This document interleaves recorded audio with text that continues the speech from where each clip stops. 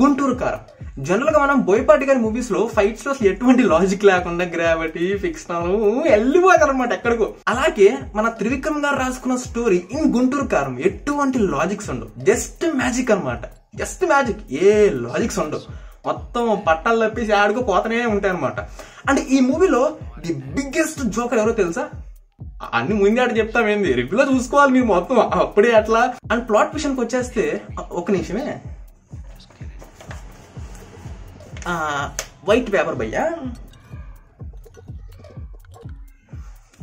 ఏమన్నా కనిపిస్తుందా? ఎక్కువ చూడబాకు భయ్యా, నేను చుక్క కూడా పెట్టలేదు, అది ఏం లేదు భయ్యా చెప్పడానికి. సో మనం డిస్కస్ చేద్దాం, కంప్లీట్ గా డిస్కస్ చేద్దాం. అండ్ ఇంకా ఓవరాల్ గా ఎలా ఉందని మిషన్కి వచ్చేస్తే, save your precious money, have a wonderful biryani, have a good sleep. And మనం కంప్యూటర్ రివ్యూలోకి వెళ్ళే ముందు ఛానల్ కనుక కొత్తగా వచ్చుంటే make sure to subscribe for the genuine reviews and notification bell 100% ఆన్లో పెట్టుకోండి. ఫస్ట్ థింగ్ చెప్తున్నాను, మహేష్ బాబు గారి ఫ్యాన్స్ ఎవరైతే ఉన్నారో మీరు ఏమి పట్టించుకోవద్దు, సోషల్ మీడియాలో బయట పబ్లిక్ టాక్స్ లో ఏమి పట్టించుకోవద్దు, థియేటర్కి వెళ్ళి ఎంజాయ్ చేయండి. ఎందుకు ఈ మాట చెప్తున్నానంటే, మీరు మళ్ళీ ఒక 3.5 years దాకా మళ్ళీ అన్ని స్క్రీన్ మీద చూసుకోలేరు. సో సినిమా చండాలంగా ఉన్నా కనీసం మీకు చూసినట్టు ఉండిద్ది కదా, అందుకని చెప్తాను. ఇంకా మనం మెయిన్ మ్యాట్ విషయానికి వచ్చేస్తే, సినిమా మొత్తం మీద నాకు నచ్చింది కేవలం 3 మాత్రమే. నంబర్ 1, సెకండ్ హాఫ్ బిగినింగ్ లో మనకి జరిగే ఎమోషనల్ ఫ్లాష్ బ్యాక్ సీన్ అనేది ఒక 2 సీన్లు అలా నాకు బాగా నచ్చింది అనమాట. అండ్ రెండోది, మనకి ఒక షెట్ లో ఒక ఫైట్ సీక్వెన్స్ ఉండిద్ది. ఆ ఫైట్ సీక్వెన్స్ లో మన తమన్ భాయ్ ఇచ్చిన బ్యాక్గ్రౌండ్ స్కోర్ కానీ, ఆ లిరిక్స్ కానీ, ఆ సాంగ్ కానీ, అలాగే అమ్మాయిలు మన మహేష్ బాబు గారితో ఫైట్ చేయడం, ఈ యాక్షన్ బ్లాక్ అంతా చాలా బాగుండిద్ది పైన, నిజంగా ఫన్నీగా ఎంటర్టైనింగ్ గా చాలా బాగా డిజైన్ చేశారు. ఇది బాగుంది అనిపించింది. క్లైమాక్స్ అంతా అయిపోయిన తర్వాత అమ్మగారు మన హీరో అమ్మగారు అడుగుతారు, ఏంట్రా చాలా అందంగా బాగున్నావు, మా గెడ్డం ఎందుకు అంటే, లవ్ ఫెయిల్యూర్ అమ్మా అని చెప్తాడు అనమాట. ఎవర్రా అమ్మ అని చెప్పేసి అమ్మ అడిగిద్ది, నువ్వే అమ్మా అని చెప్తాడు. ఈ క్యూట్ కాన్వర్సేషన్ నాకు చాలా బాగా అనిపించింది అనమాట. సో సినిమా మొత్తం మీద ఈ 3 మాత్రమే నచ్చాయి భయ్యా, ఇంకేమి లేదు. అండ్ ఇంకా అసలు మూవీ విషయానికి వచ్చేస్తే, సినిమా అంతా ఒకే టెంపోలో వెళ్తూ ఉండిద్ది అనమాట. మర్చిపోయా భయ్యా, ఇది మాస్ ఫిల్మ్ అని చెప్పేసి ఎవడైతే మీకు చెప్తాడో అస్సలు నమ్మద్దు భయ్య. ఇది ప్యూర్ గా క్లాస్ ఫిల్మ్. ఏదో మీరు ఆ పోస్టర్స్ బీడీ అన్ని పోస్టర్స్ అవి చూసేసరికి మాస్ ఫిల్మ్ అనుకుంటారేమో. 2 యాక్షన్ బ్లాక్స్ పెట్టినంత మాత్రం ఇది కూడా మాస్ ఫిల్మ్ అయిపోదు. దానికి తగ్గట్టుగా ఆ స్టోరీ, ఆ ఎన్వైరన్మెంట్, అట్లాగే విలన్ వైపు నుంచి కూడా అన్ని అంతే ఉండాలి, అప్పుడు అది మాస్ ఫిల్మ్ అయింది. ఇది ప్యూర్ గా క్లాస్ ఫిల్మ్ భయ్య. అలవైకుంఠపురం, అజ్ఞాతివాసి, ఇట్లా ఈ టెంపో అనుకోండి. అయితే మీకు సినిమా అంతా ఒకే టెంపోలో వెళ్తూ ఉండిద్ది అనమాట. మన హీరో ఒక బీడి తాగుతాడు, ఒక ఫైట్ సీన్, ఒక ఎమోషన్ సీన్, ఒక పాట, ఒక లవ్ సీన్, ఒక 2-3 కులిపోయిన జోక్స్ అనమాట. ఇదే వెళ్తూ ఉండేది బయట టెంపో అనేది ఎక్కడ ఆకుండా. లిటరల్ నాకు ఫస్ట్ హాఫ్ అయిపోయిన తర్వాత, సినిమా అయిపోయింది కదా, షార్ట్ ఫిల్మ్ అంతే, నేను ఇప్పుడు దీనికి ఎంతసేపు సాగదీస్తారు దీన్ని అనే క్వశ్చన్ రేజింది నాకు. అట్ ది సేమ్ టైం ఒక కమర్షియల్ ఫిలింలో ఎన్ని కావాలో అవన్నీ ఉన్నాయి, కానీ ఏవి కూడా ప్రాపర్ గా మనకి చూపించలేకపోయారు భయ్య. రైటింగ్ వర్స్ట్ గా ఉండిద్ది, స్క్రీన్ ప్లే అనేది మనకి ఎంటర్టైనింగ్ గా, ఆ లవ్ ట్రాక్ కానీ, ఎమోషన్స్ కానీ, ఆ ఫైట్స్ కానీ, మనకి ఏది కూడా ప్రాపర్ గా బ్లెండ్ అయ్యి మనకి చూపించలేకపోయారు మన త్రివిక్రమ్ గారు. ఆయన ప్రీవియస్ మూవీస్ ఏదైతే మనకి ఆ మ్యాజిక్ ఉండిద్ది, ఇప్పుడు అలవైకుంఠపురం ఉంది, సింపుల్ స్టోరీలోనే, కానీ దాన్ని మనకి ఎంగేజింగ్ గా, ఇంట్రెస్టింగ్ గా చాలా చక్కగా ప్రజెంట్ చేశారు. స్క్రీన్ ప్లే ని మంచిగా రాసుకొని, అంటే ఇంకా సింపుల్ గా చెప్పాలంటే చాలా ఫోర్స్డ్ గా మనకి ఇప్పుడు కామెడీ చేయాలి, కామెడీ చేద్దాం, ఒక ఫైట్ వేయాలి, ఫైట్ వేద్దాం, ఒక పాట వేసుకోవాలి, పాట వేసుకుందాం, అన్ని కూడా చాలా ఫోర్స్డ్ గా వెళ్తాయి తప్ప అది ప్రాపర్ గా ప్లేస్మెంట్ గా ఒక మంచి ఫ్లో లో వెళ్తుంది స్క్రీన్ ప్లే అనేది, అలా ఉండదు అనమాట.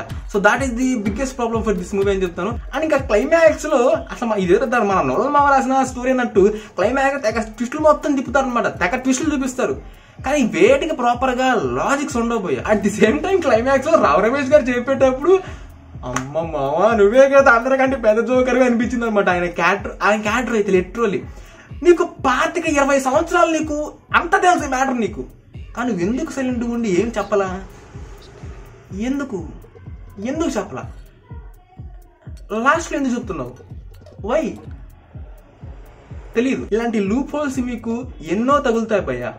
త్రివిక్రమ్ గారు రాసుకున్న స్టోరీలో మీకు అంత ఫస్ట్ గా ఉంటుంది అనమాట రైటింగ్. కనీసం ఆయన మ్యాజిక్ అనేది నాకు ఎక్కడ కనిపించలేదు. ఆ మ్యాజిక్ అంటే క్లైమాక్స్ లో అమ్మతో కాంవర్సేషన్ ఉంటుంది అనమాట, ఒక టెంట్ లో ఉంటుంది లేండి, చిన్నపాటి టెంట్ లో. అక్కడ ఒక 2 సీన్ల దగ్గర ఆయన మ్యాజిక్ అనేది, త్రివిక్రమ్ గారి మ్యాజిక్, ఒక అజ్ఞాతవాసి, మన అలవైకుంఠపురం, మళ్ళీ అలా ఫీలింగ్ వచ్చింది అనమాట. సో మనకి ఆయన మ్యాజిక్ అనేది ప్రాపర్ గా ఎక్కడ కనిపించలేదు మనకి. ఈ సినిమా ఆయన తీసేదనే డౌట్ కూడా వచ్చింది మీకు. అండ్ ఇంకా ఓవరాల్ గా చెప్పేందంటే, ఈ సినిమాకి 100% న్యాయం చేసింది ఒకటి మన మహేష్ బాబు గారు. ఆయన అసలు ఎంత కంప్లీట్ న్యాయం చేశారు భయ్య.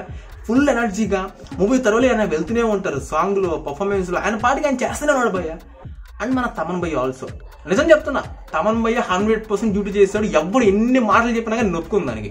ఎందుకంటే ప్రతి ఒక్కరు దీని ఒక మాస్ ఫిల్మ్ గా చూస్తున్నారు. మైండ్ దొబ్బులో అంటాడు దీన్ని మాస్ ఫిల్మ్ అని చెప్పేసి అడిగితే, ఇది క్లాస్ ఫిల్మ్ అని చెప్తే నేనైతే దాని తగ్గట్టే తమన్ భయ్య ప్రతి చోట ఫ్రెష్ బ్యాక్గ్రౌండ్ స్కోర్ ఇస్తూనే ఉన్నాడు.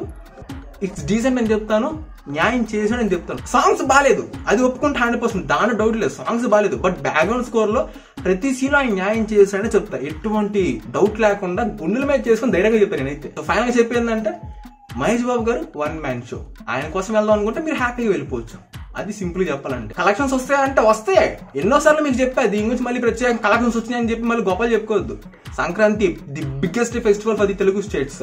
అందరు ఇంట్లో కూర్చోరు, సినిమాస్కి వస్తారు. హాలిడేస్ అడ్వాంటేజ్ ద్వారానే కలెక్షన్స్ వస్తాయి. వన్స్ హాలిడేస్ అయిపోయిందా సప్పని డ్రాప్ అయిపోయింది అనమాట.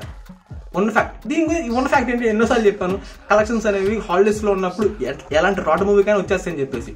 ఉన్న నిజం అది.